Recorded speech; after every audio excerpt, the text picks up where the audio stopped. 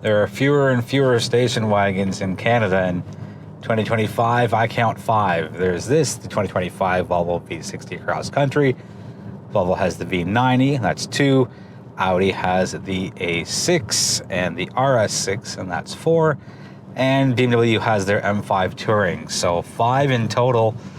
And Volvo has already taken off the V60 Recharge, so all we're left with is Cross Country. So I don't think it's a really good time for wagons to be in the future of Canadian automotive. I will say this V60 Cross Country is excellent in so many ways, so let's get into why. We'll start off with some baseline numbers. We'll go perks, quirks, and irks, pricing, and the minimal competition, and that'll wrap us up. Under the hood, we have a 2-liter turbocharged 4-cylinder engine, 247 horsepower, 258 pound-feet of torque, all-wheel drive, 8-speed automatic, and the 48-volt mild hybrid. Nothing new here. I'll get into this a lot more on the driving side of things, but this is more than enough power for this compact station wagon. Starting on the perk side, these seats are so comfortable. Volvo is known for being a leader in seat comfort. On this top trim Ultra, they are cooled and massaging. Don't really care for either of those two, but the overall seat comfort, excellent, spectacular, 12 out of 10. I would absolutely take one of these as an office chair if one was made available to me. Perk number 2 is that there is more cargo space here than in the Volvo XC60. Not by much, 21 liters of cargo space overall with the rear seats down, but it's 1,431 here versus 1,410 in the XC60. So if you need to squeeze every little bit of cargo space out of your Volvo and you're looking at this versus the XC60, this is the way to go. This is an optional perk, but one I feel that a lot of people should get if they're looking at this. It is the optional Bowers & Wilkins 15-speaker, 1,410 watt audio system. It's nearly $4,000. I would absolutely get it. If I was looking at this, by far, this would be the easiest choice to make as far as what I would do on the option sheet. It's so clear. You get a bunch of different settings, and it is not quite the best in the luxury world, but I'm going to say top 3. The V60 Cross Country comes with a spare tire. Well done. Thank you for not making me deal with a tire fill kit. And I feel, even though very few will take this off-roading, it is their off-road variant. Well, it's their only variant now of the V60. It's got the big cladding around the wheels, and there's an off-road mode, and you get a little more ground clearance. So that's why the spare tire is here instead of the tire fill kit. Regardless, I'm happy that it's here and it's the way it is. There are Google built-in services here, which is great, and it combats the very poorly designed HVAC system where it is tiny fonts, tiny buttons, touchscreen only. You could say HEYGOOGLE, turn the heated steering wheel on, heated seats, cool seats, or whatever it is. So it's a good workaround, and I'm happy it's like that, as opposed to having to struggle and just deal with that tiny, again, poorly designed HVAC system. Regardless of which of the 3 trims you get for the 2025 V60, all come with this massive panoramic sunroof. And yes, Volvo Canada has spec'd this with a lighter colored interior, but even with a darker interior, that panoramic sunroof is so welcomed because it really brightens up the cabin. Next up, a lot of the standard safety stuff. You get your standard blind spot monitoring, rear cross traffic alert, lane keep assist system, lane departure alert, and a few others. So thanks, Volvo, for not skimping out and nickel and diming your consumers on that. Another big perk here is it's winter related, but it's a 3-stage heated steering wheel where the majority of others are either on or off. And here, I'm happy that Volvo's given us choice, and the standard heated seats are also 3-stage, and that's more of the commonality of things. Last perk will be on the driving side, and I'd mentioned there's the right amount of power here, and I feel there is. And yes, that T8 Recharge had tons of power in the high 4s. Bit of overkill. I think for a commuter vehicle and something that takes you to cottages and longer road trips, the mid-2s for the horsepower and torque, more than enough here. There's plenty of get up and go.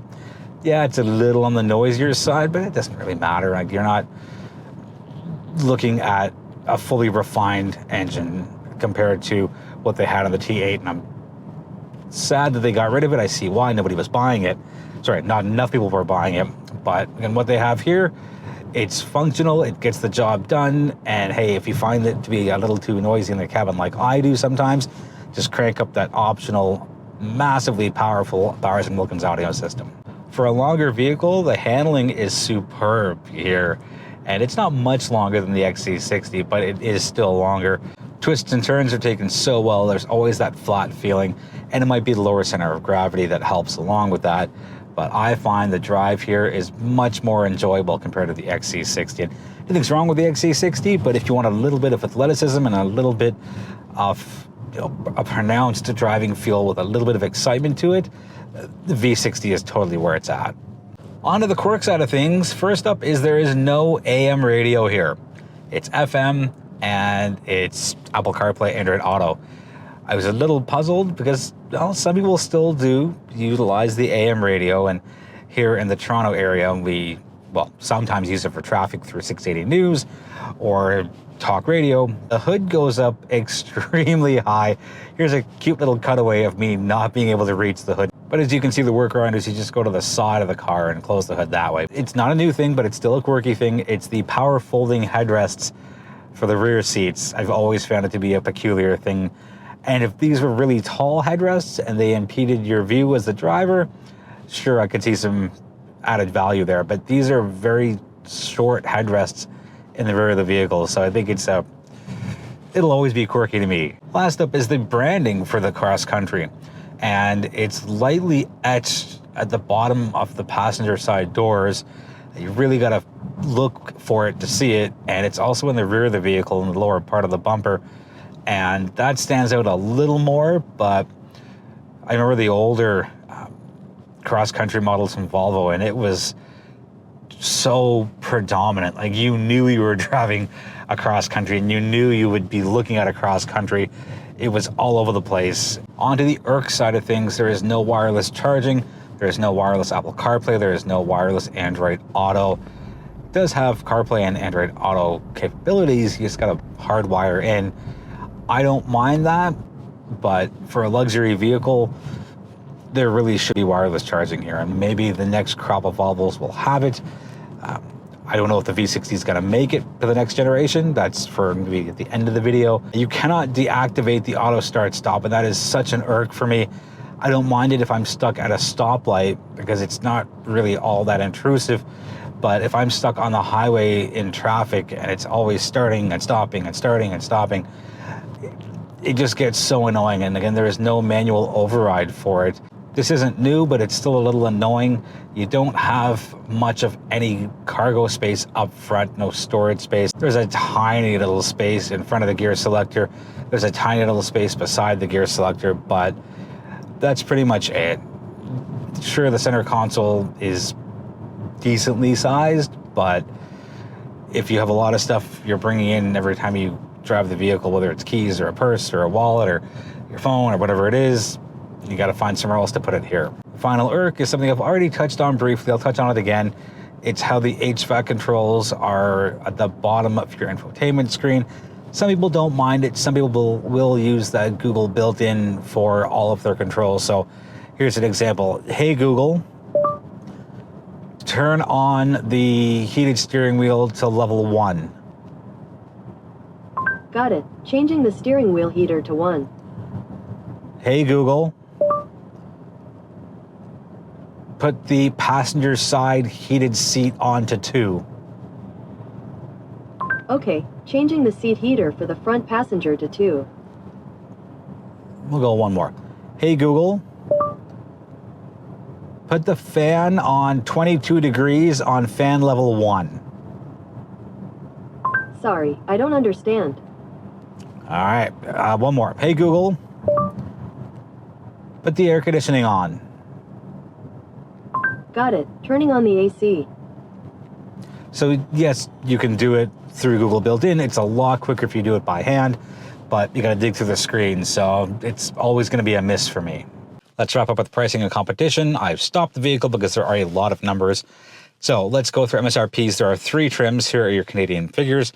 54,800 for the core, which is the base, 60,100 for the plus, and top trim ultra, which is what I have here, 66,800. Compare that to the XC60, which is a little more expensive. So the XC60's numbers are 55,450, 61,950, and 68,100. Here are the key numbers between the two. $650 more for the XC60 core, $1,850 more for the XC60 plus, and $1,300 more for the XC60 Ultra. So you get more cargo space for less money, and to me, a better looking vehicle with a lot more pizzazz to it than the XC60 has. Nothing's wrong with the XC60. It's just a little bland compared to what we have here with the V60 Cross Country. The short list of competitors is as follows. It's the A6 Allroad from Audi. Now, it's not really a V60 competitor. It's more of a V90 competitor because the A6 Allroad starts at $83,400. I'm not going to count the M5 Touring and the RS6 Avant as real competitors. They're nearly triple the price. Both start around 150,000 Canadian for an MSRP. The Subaru Outback for 2026 isn't a wagon anymore. It's an SUV. And if it was the 2025 Outback, closer story, but the shapes and proportions of that new generation 26 Outback, it's not the same. I don't know if the V60 is going to see a new generation. I don't know if the V90 is going to see a new generation. Volvo's going heavy on the EVs, but they've been on record saying we value our heritage and we want to bring that forward.